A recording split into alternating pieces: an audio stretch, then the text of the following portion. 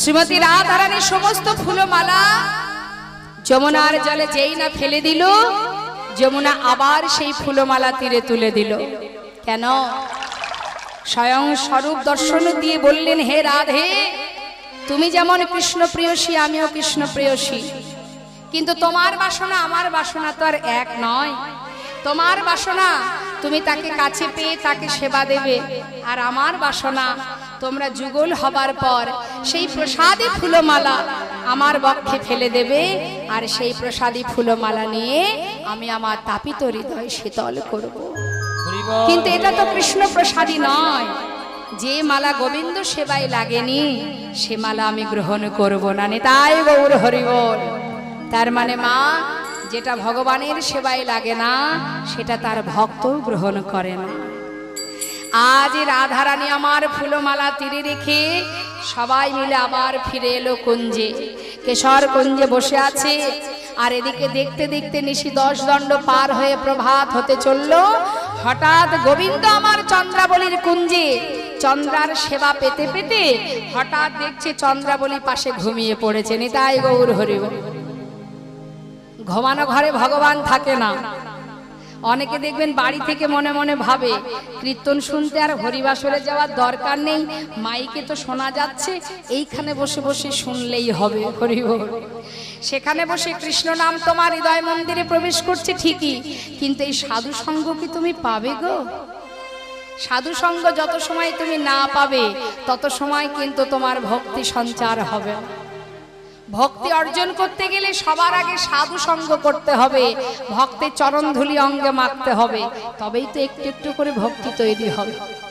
ঘরের মধ্যে সুন্দর পালঙ্কে বসে বসে মাইকে কীর্তন শুনলে তার আর লাভ কি হবে বল? হ্যাঁ, এই যে সঙ্গ, সাধু সঙ্গ, এই যে এমনই একটা সঙ্গ মা।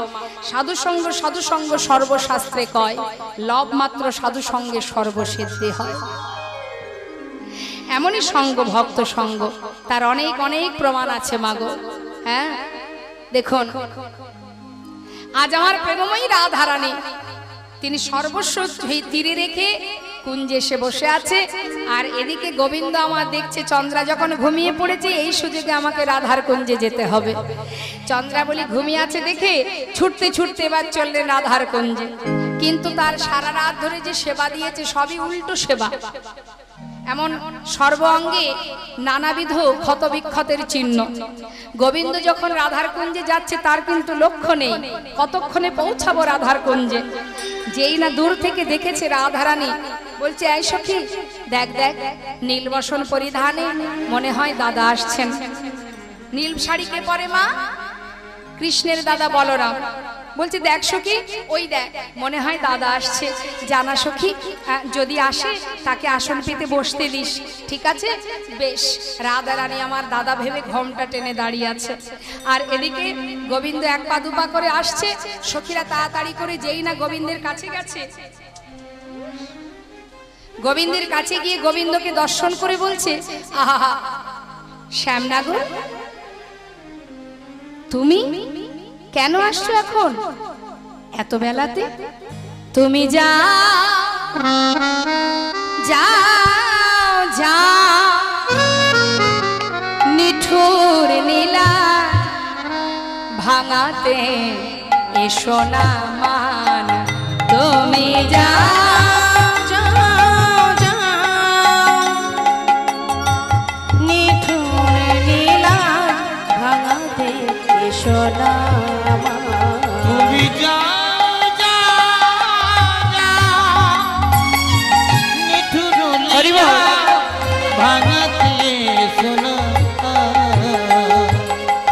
ভোর হতে বুঝি মনেতে পড়েছে, ভোর হতে বুঝি মনেতে পড়েছে, ভোর হতে বুঝি মনেতে পড়েছে, তাই কি কেঁদেছে প্রাণ। তুমি যাও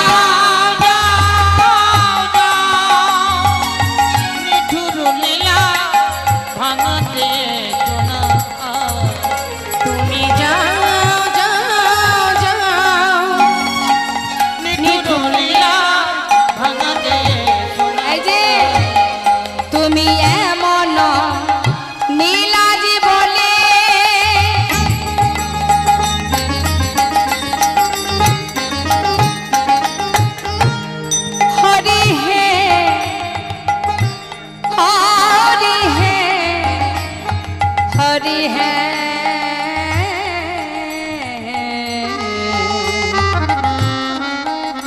তুমি এমন নীলাজ বলে বলকার কুঞ্জে এই যে নিশিজ পেলে তুমি এমন নীলাজ বলে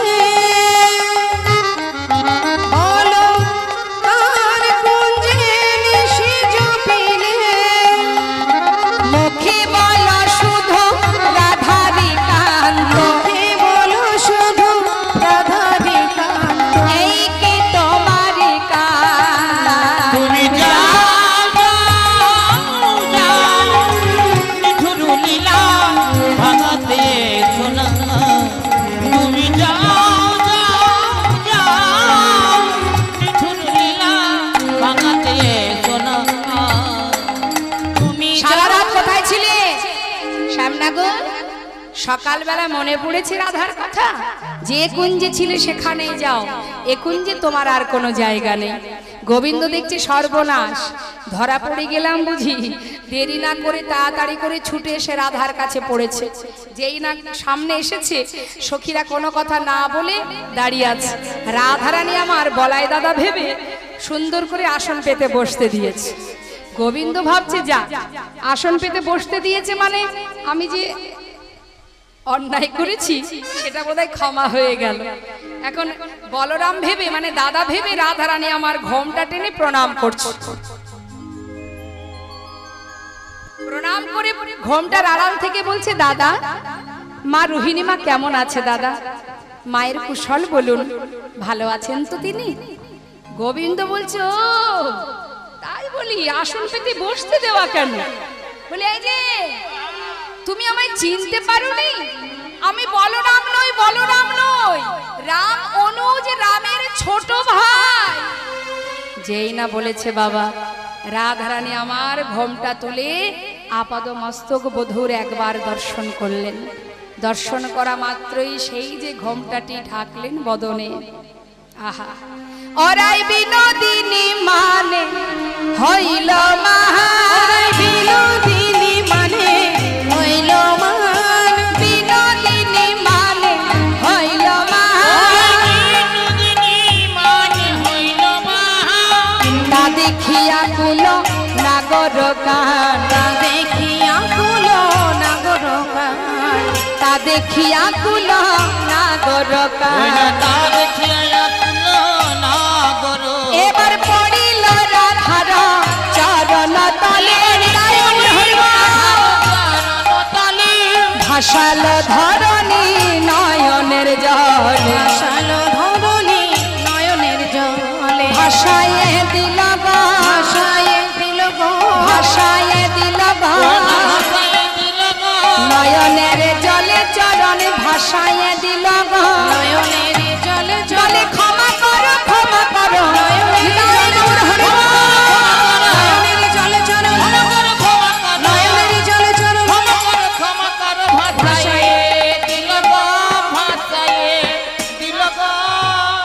চরণ দুটো জড়িয়ে ধরে কাঁদতে শুরু করেছে মা। গোবিন্দ আমার রাধে ক্ষমা করো, সময় মতো আসতে পারিনি তোমার চরণে, আমায় ক্ষমা করো রাধে। কি করব বলো, আমি যে ভক্তের কাছে বাধা পড়েছিলাম। ভক্ত যদি আমায় ডাকে কি করে আমি সাড়া না দিয়ে থাকবো? সে যেমনটি আমাকে সেবা দিক না কেন, আমি যে তার কাছে বাধা পড়ে গেছি। ক্ষমা করো রাধে, তুমি ছাড়া বুঝবে কে আমায়? তুমি তো একবার বোঝো রাই, বোঝো। চরণ ধরে বারবার ক্ষমা চাইছে, কিন্তু রাধারানী সেই যে বদনটা ঢেকেছে বাবা আর তুলছে না। আর গোবিন্দ চরণ ধরে বারবার কাঁদছে, নিজের গলার বনফুলের মালা দিয়ে বলছে রাধে এই দেখো আমার বনফুলের মালা আমি তোমার চরণে দিলাম, এবার আমায় ক্ষমা করো। করের বাসি তোমার চরণে দিলাম, এবার আমায় ক্ষমা করো।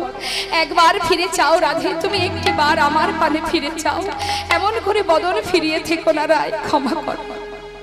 কেউ যদি অপরাধ করে ক্ষমা চায় তবে তো তার ক্ষমা হয় বা তার সাজা হয়।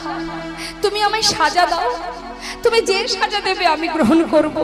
তুমি একটি বার তুমি আমার পানে বদন ফিরিয়ে চাও, মুখ ঘুরিয়ে থেকো না রাধে, একবার তুমি তাকাও। কতবার কাঁদছে সাধছে কিন্তু ক্ষমা হচ্ছে না মা। তবে কি আমরা কি ভাববো চন্দ্রাবলীর কুঞ্জে গিয়েছিল তাই কি রাধারানী মান করেছে? কি মনে হয়? হরি বল। কৃষ্ণ কথা বড় কঠিন মাগো। আহা, মান কিন্তু যেমন মজার তেমন কঠিন, এর প্রত্যেকটা পদ পদাবলী কঠিন, বড় ধীর স্থির ভাবে আস্বাদন করতে হবে। ওই দেখুন গল্পের শেষ নেই, দেখুন দেখুন ওই দেখুন সঙ্গীগণ চলে যাচ্ছে, বন্ধু বান্ধব চলে যাচ্ছে, তাই ডাকছেন। যেদিন আপনি সেখানে যাবেন কাউকে ডেকে পাবেন না। হে গোবিন্দ, এটাই তো আমাদের সমস্যা। কাকে ডাকছেন কাউকে ডাকবেন না, এসেছেন একা যাবেনও একা। সঙ্গী বলতে আপনার একমাত্র গোবিন্দ, তাছাড়া আর কেউ নেই। তাই দেখবেন এই যে এখানে কৃষ্ণ কথা হচ্ছে না বাবা, সবাই কি আর গোবিন্দ সেবায় লাগে? তাহলে তো জগতে এত দুর্যোগ থাকতো না। সবাই গোবিন্দ সেবায় লাগে না, সবাই বোঝে না তো। অনেকে বলে কীর্তনেই যা শুনেছি সন্ধ্যাবেলা, বেশি রাত করার দরকার নেই, সকাল সকাল বাড়ি যাই ঘুমাতে হবে, না হলে শরীর খারাপ হবে। যতই যত্ন করো না কেন, কোনোদিন কেউ বলতে পারবেন যে আপনি রোগমুক্ত আছেন? হ্যাঁ, শরীরের প্রতি বড় যত্ন। আবার অনেকে বলে কীর্তন শুনে কি হবে? কীর্তন শুনে তার পেট ভরবে না। কি গো মা, অনেক তো গল্প হচ্ছে আমি দেখতে পাচ্ছি। এই সামনে কিছু ভক্ত বাবারা বসে আছেন, মায়েরা আছেন, তাদের দিকে তাকিয়ে কথা বলছি। আপনাদের সঙ্গে কথা বলতে পারছি না, কারণ আপনারা আপনাদের গল্পে ব্যস্ত আছেন। কিন্তু লাভ কি? আমারও কিছু নয়, আপনারও কিছু নয়, যা হবে সে তো সময় বলবে। হরি বল। একটু মন দিন, তাতে আপনারই লাভ। লাভ ছাড়া তো আমরা কিছু লস করতে কোথাও যাই না। যেখানে লস হবে সেখানে যাব না। হ্যাঁ, লাভ যেখানে সেখানে আমরা আছি, সে ফ্রিতে হোক আর টাকাতেই হোক। নিতাই গৌর হরি বল। তাই এখানেও লাভ আছে, তবে এই লাভটা বোঝার শক্তিটা দরকার।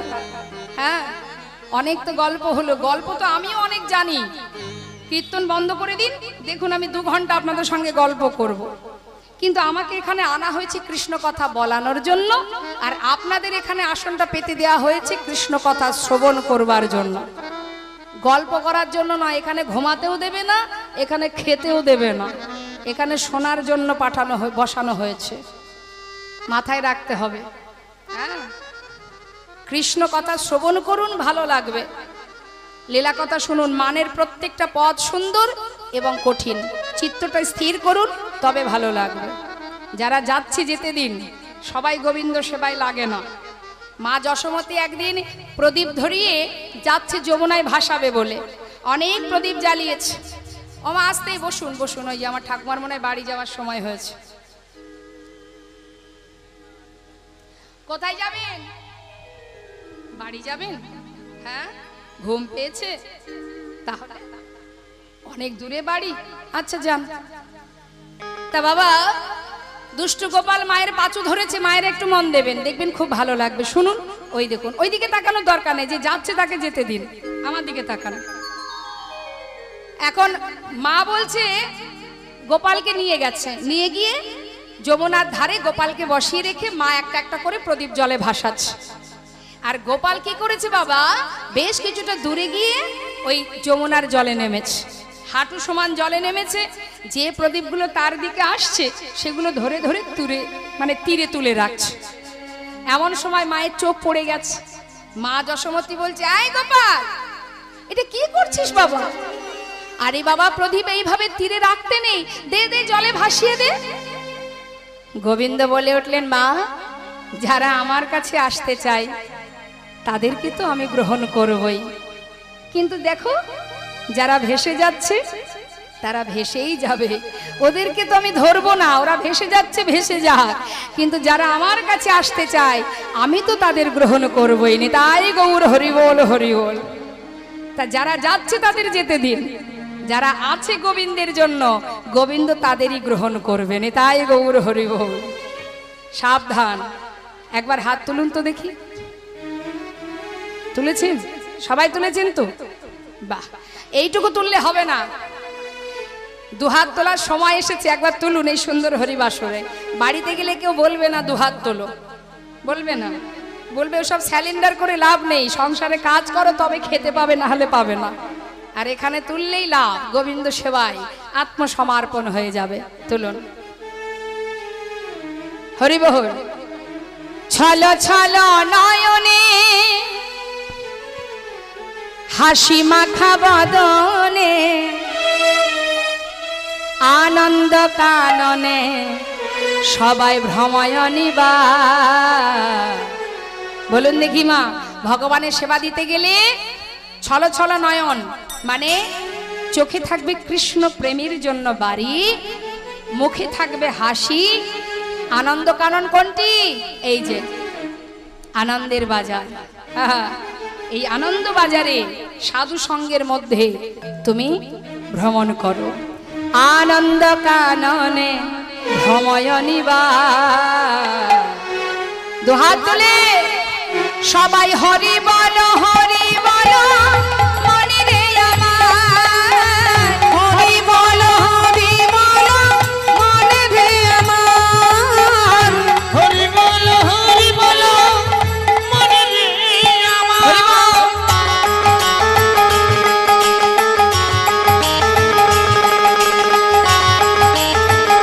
বাবা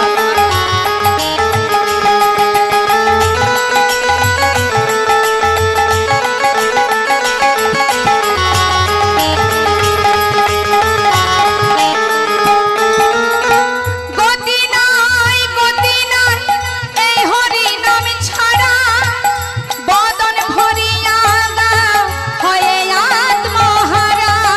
ওরে মন রে, ওরে মন আমার। গতি নাই, গতি নাই।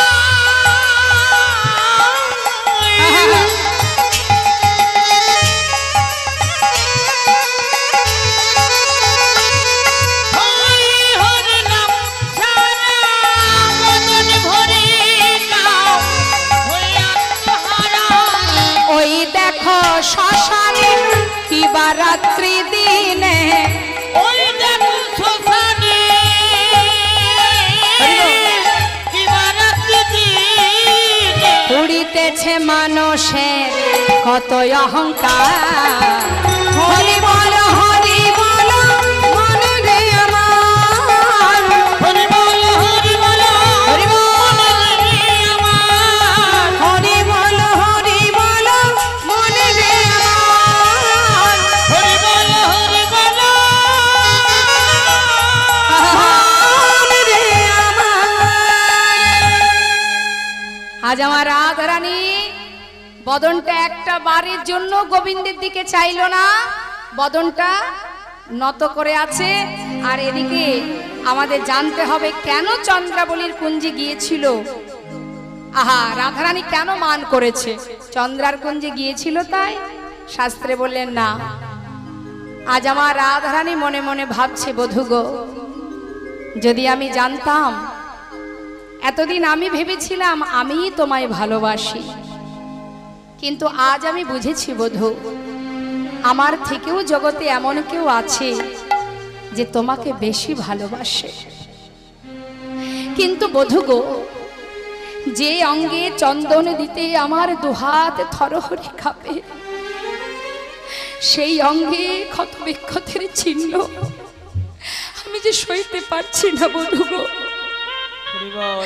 একটি বারের জন্য যদি তুমি আমায় বলতে, ওগো রাধে, আমি চন্দ্রার কুঞ্জে যাব, আমি নিজে হাতে চন্দ্রার কাছে গিয়ে চন্দ্রাবলীকে হাতে ধরে পায়ে ধরে শিখিয়ে দিতাম কেমন করে গোবিন্দ সেবা দিতে হয়।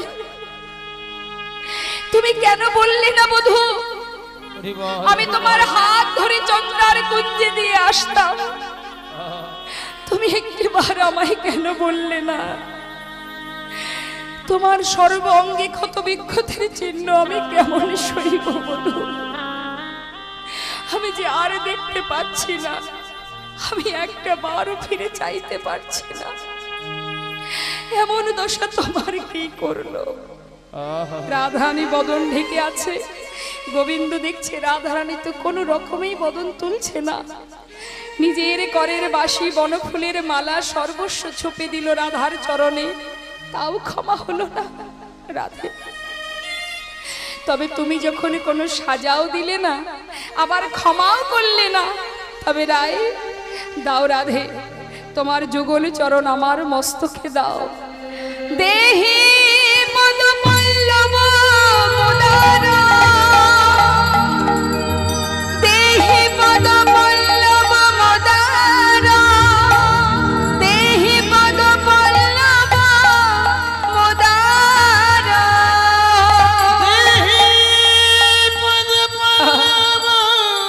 দাও রাধে, তোমার চরণ যুগল আমার মস্তকে দাও। আমি রাধা দাস, রাধা দাস, রাধা দাস। ইহাতে সন্দেহ যার, কোটি যুগ ভজন করিলে পিথায় ভজন তার। আমি ভক্ত চরণের দাস, যুগে যুগে এক যুগে নয়। আমা হতে আমার নাম বড়, নাম হতে আমার ভক্ত বড়। আমি যে ভক্তকে মাথায় করে রাখি, আমি ভক্ত চরণের দাস। এই শ্লোকটি ভগবান নিজে হাতে লিখেছিলেন কবি জয়দেবের গীত গোবিন্দে। মাগো ছোট করে একটু বলি, কবি জয়দেব বিশাল বড় গীত গোবিন্দ লিখেছিল বাবা। তার মনের স্বপ্ন ছিল, বাসনা ছিল গীত গোবিন্দ পূর্ণ করব।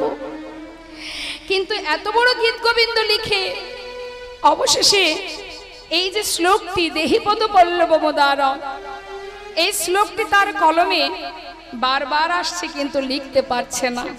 কি করে লিখব, কি করে সম্ভব? ভগবানের মস্তকে একটা চরণ, কার চরণ? হ্যাঁ, ভগবানের মস্তকে আমি চরণ দেব কি করে? এ কি সম্ভব? একটা রমণীর চরণ? মায়েরা বলুন, ভগবানের মস্তকে চরণ দেওয়া পারবেন আপনারা? তার মাথায় চরণ তুলে দিতে পারবেন না। নিতাই গৌর হরি বল। কবি জয়দেব চিন্তা করছি, আমি এখন কি করব, আমি কি করে লিখব? বৈষ্ণব সমাজ আমার দিকে আঙুল তুলবে যে তুমি একটা রমণীর চরণ গোবিন্দের মস্তকে দিলে। কি করব, কি করা উচিত আমার? চিন্তা করছে। এমন সময় তার সহধর্মিনী পদ্মাবতী বলছে, স্বামী এত চিন্তা করো না, যাও স্নান করো, রাধা মাধবের সেবা দিই, তুমি একটু প্রসাদ পাও, তারপরে ঠান্ডা মাথায় লিখো। আমার বিশ্বাস তোমার এই ইচ্ছা পূর্ণ করবেন গোবিন্দ। স্বামী বিলম্ব না করে মস্তকে তৈল দিয়ে যাচ্ছে স্নান করতে, আর মনে মনে গোবিন্দকে ডেকে বলছে, হে প্রভু, বড় আশা করে গীত গোবিন্দ লিখেছি আমি, তবে কি সেই শ্লোকটা লিখতে পারবো না? আমাকে এই বিপদ থেকে তুমি উদ্ধার করো। কি কোনটি লেখা উচিত, আমার কি করা উচিত? আমি যে কিছুই বুঝতে পারছি না প্রভু। আমার কি শেষ ইচ্ছেটুকু তুমি পূর্ণ করবে না? ভক্ত কাঁদতে কাঁদতে যাচ্ছে। ভগবান ভক্তের বাঞ্ছা পূর্ণ করার জন্য নিজে জয়দেবের রূপ ধারণ করে ঘরে এসে ডাকছে, পদ্মা, পদ্মা। পদ্মাবতী বলছে, কি স্বামী তুমি চলে এসেছো, স্নান করনি কেন? জানো পদ্মা, আজ না পথে যেতে যেতে না ওই বাকি শ্লোকটা আমার মনে পড়ে গেল। চিন্তা করলাম স্নান করে ফিরে আসতে আসতে যদি আবার ভুলে যাই, তাই আমি চলে এলাম। শোনো, এক কাজ করো, ঘরে যদি অজয় নদীর জল থাকে আমাকে তাড়াতাড়ি স্নানটা করিয়ে দাও। আছে নাকি জল? আছে স্বামী, শিগগির ভিতরে এসো। ভিতরে নিয়ে গিয়ে নিজে হাতে ভগবানকে স্নান করালেন। ধায় গৌর হরি বল। সুন্দর করে স্বামী গোবিন্দকে স্নান করানোর পর গোবিন্দ বসে আছে, আর এদিকে পদ্মাবতী সুন্দর করে ভগবানের সেবার জন্য ভোগের থালায় সাজিয়ে নিয়ে এবার যাচ্ছে মন্দিরে। এমন সময় ভগবান জিজ্ঞাসা করছে, পদ্মা বলো স্বামী, যাচ্ছ কোথায়? কেন? মন্দিরে চলেছি, ভোগ নিবেদন করব। শোনো পদ্মা, এক কাজ করো, আমি না বেশি দেরি করতে পারবো না। যদি ওই শ্লোকটা ভুলে যাই, তুমি এক কাজ করো, আগে আমাকে খেতে দাও, তারপরে মন্দিরে রাধা মাধবকে সেবা দেবে। ছি ছি ছি, এমন কথা কেউ বলে? এখনো ভগবানের সেবা হলো না, তার আগে তুমি কি করে সেবা করবে? স্বামী একটু অপেক্ষা করো, আমি এক্ষুনি যাব আর আসবো।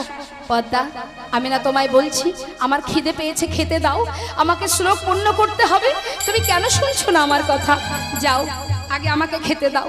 স্বামী, এমন কথা তো তুমি কখনো বলো না, আজ তোমার কি হলো? কেন এমন করে বলছো? একটু অপেক্ষা করো, ভগবানের নিবেদন না করে কি করে সেবা করবে? পদ্মা, বারবার তুমি একই কথা কেন বলছো? পদ্মা, তুমি একটি দিনের জন্য ভাবো না যে মন্দিরে রাধা মাধব আমি স্বয়ং এসেছি? পদ্মাবতী চিন্তা করছে কি হলো আজ, আমার স্বামী তো এমন কথা কখনো বলে না, কেন এমন করছে? বেশ, ভোগের থালায় তুলসী দিয়ে গোবিন্দের সামনে দিয়েছে, ভগবান সেবা করেছে। সেবা করে যখন উঠে যাচ্ছে, পিছন দিকে তাকিয়ে দেখে পদ্মাবতী। পদ্মা, কোথায় যাচ্ছ? কেন স্বামী? তুমি বিশ্রামে যাবে, আমি তোমার চরণ সেবা করব, প্রতিদিন যেটা করি সেটাই করব আজ। না পদ্মা, আজ আর সেবা দিতে হবে না, তুমি গীত গোবিন্দটা আমার হাতে দিয়ে তুমি নিজে সেবায় বসো, যাও। বেশ, গীত গোবিন্দের হাতে দিয়ে এবার পদ্মাবতী স্বামীর আসন তুলে নিজের আসন পেতে বসেছে। ভগবান আমার গীত গোবিন্দটা খুলেছে বাবা, খুলে দেখছে লেখা আছে, আহা বাদশী যদি কিঞ্চিদপি দন্ত রুচি কৌমদী হরতি দরতি তিমিরমতি ঘর স্ফুরোদ্ধর সিধবে তব বদন চন্দ্রিমা লোচয়তি লোচন চকরম প্রিয়ে চারুশীল মঞ্জুময়ী মানমণি দানম তমসী মম জীবন তমসী মম ভূষণ তমসী মম ভবজলধি রত্নম সারগরল খণ্ডনং মম শিরসি মণ্ডনং দেহি। জয়দেব, এত বড় গীত গোবিন্দ লিখলে অবশেষে এইটুকু লিখতে পারলে না? আমি যে ভক্ত চরণের দাস, হে যুগে নয় যুগে যুগে ভক্ত মাতা ভক্ত পিতা ভক্তই আমার গুরু।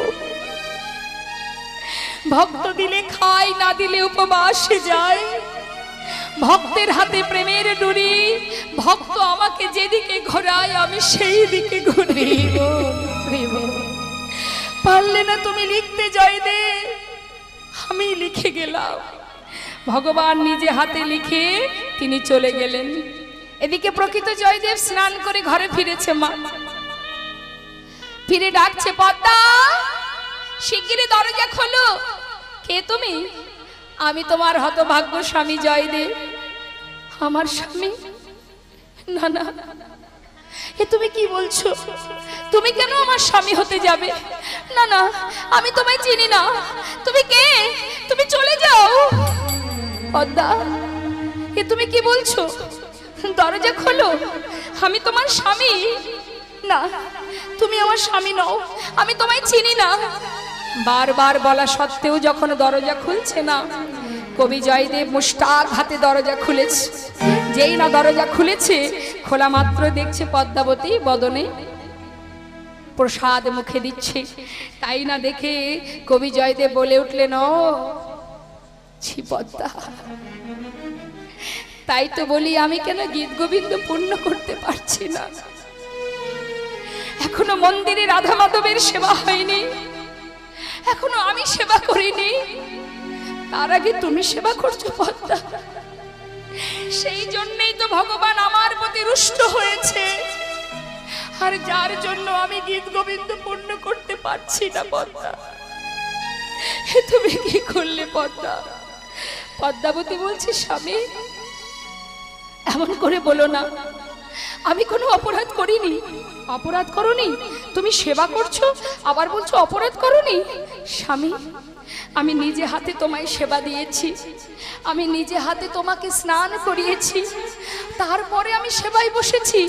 তুমি গীত গোবিন্দ পূর্ণ করতে গেলে তখনই আমি সেবায় বসেছি। কি বললে পদ্মা? আমি গীত গোবিন্দ পূর্ণ করেছি? পদ্মা, আমি তো আসিনি, তুমি কে এলো? আমাকে যে বললো পদ্মা, হ্যাঁ আমাকে গীত গোবিন্দটি দাও, তুমি গিয়ে সেবায় বসো। আমি তো তখনই সেবায় বসেছি, তুমি নিজে হাতে গীত গোবিন্দ পূর্ণ করলে। পদ্মা, একটু দাঁড়াও তো দেখি, ছুটতে ছুটতে মন্দিরে প্রবেশ করে গীত গোবিন্দ খুলে দেখছে স্বর্ণ অক্ষরে ভগবান লিখে গেছে। চিৎকার করে উঠেছে পদ্মা, পদ্মা একবারে দেখে যাও, দেখো বাঁকা করে বাঁকা লেখা, দেখো বাঁকা করে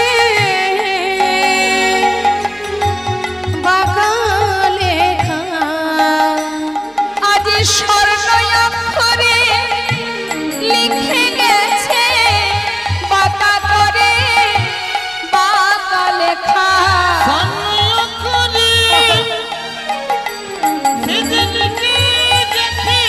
আমার মন বাসনা পুরাইছে, অক্ষরে লিখে গেছে বাসনা পুরাইছে, স্বর্ণ অক্ষরে লিখে গেছে, মন বাসনা পুরাইছে, স্বর্ণ অক্ষরে লিখে গেছে মন বাসনা পুরাইছে, বাঁকা করে বাঁকা লেখা।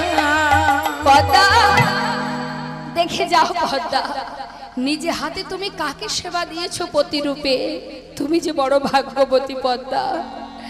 আজ ভগবান সেই স্বর্ণাক্ষরে লেখা, আজ রাধারানীর চরণ নিজের মস্তকে দিয়ে বলে, রাধে আমি রাধা দাস, রাধা দাস এবার আমায় ক্ষমা করো। কিন্তু ক্ষমা হলো না। গোবিন্দ দেখলেন রাধারানীর চরণে যখন ঠাঁই হলো না, তাহলে এ জগতে আর আমার থাকবার জায়গা কোথায়।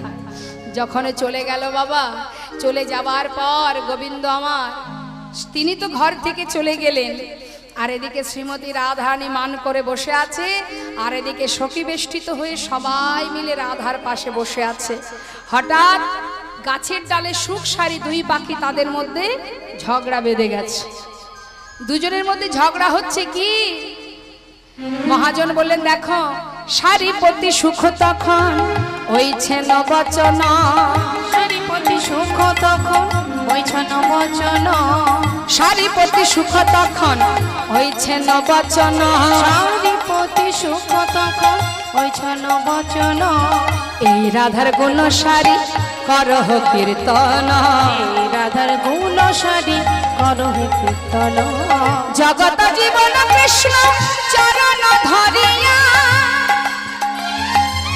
ফিরিয়া না চাহলি কি কোন সহিয়া, ফিরিয়া না চাও হরি কীর্তন শুনিয়া। ছি ছি ছি ছি ছি ছি।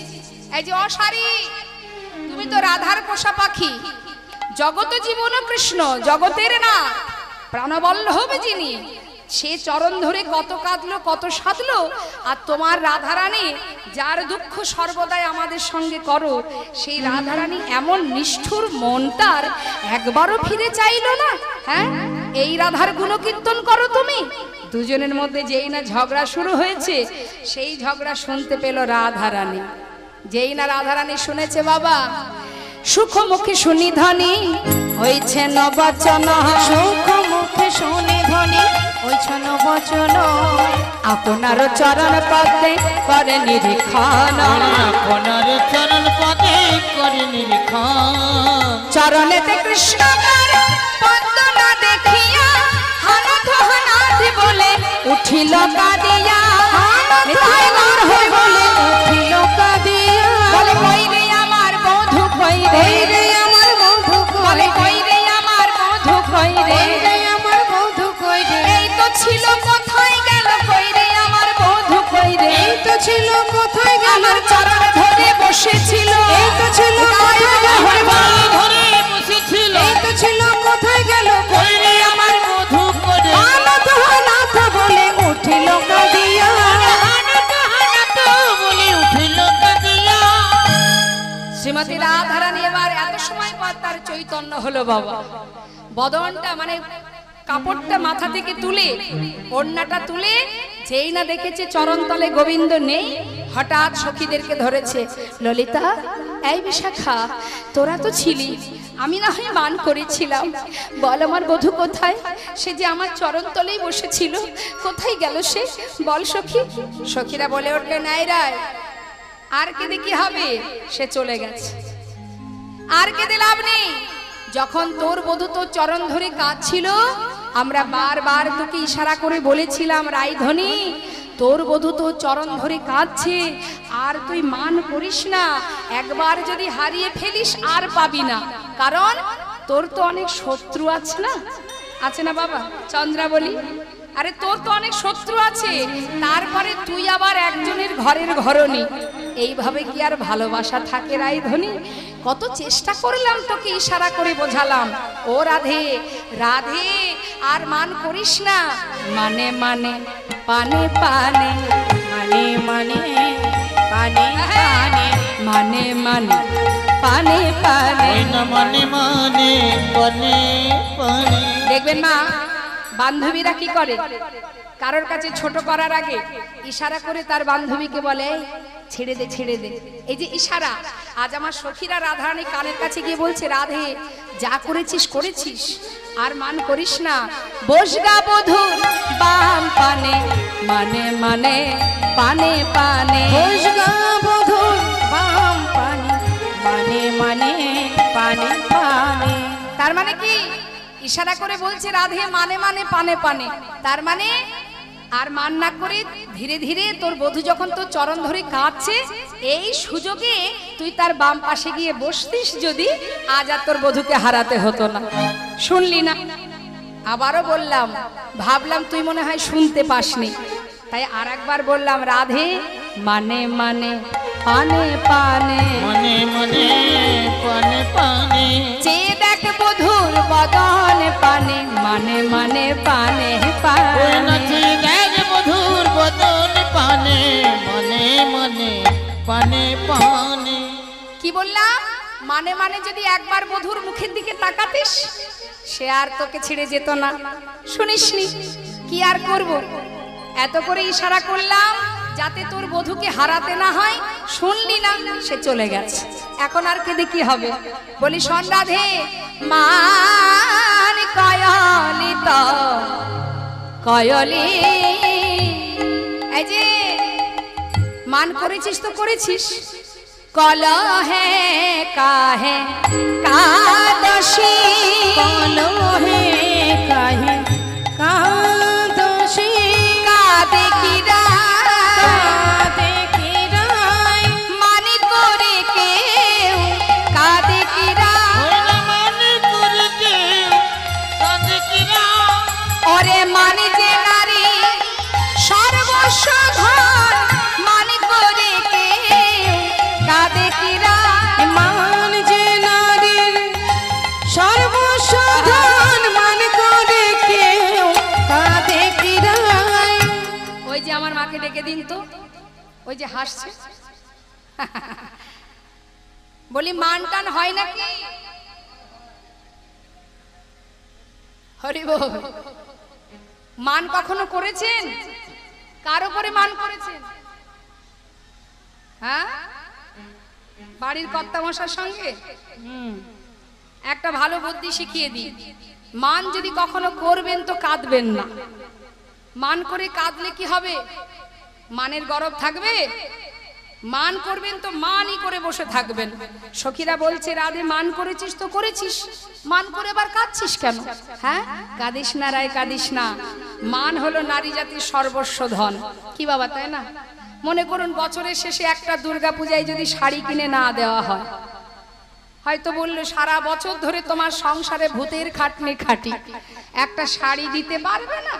স্বামী হয়তো বলল, যাবে ভারী একদিন ঠাকুর দেখতে, আলমারিতে তো কত সুন্দর শাড়ি সাজানো, একটা পরে গেলেই তো হয়, একটু পয়সা করে টানাটানি, এবছর যা হলো তা হলো, সামনের বছর দামি শাড়ি কিনে দেব।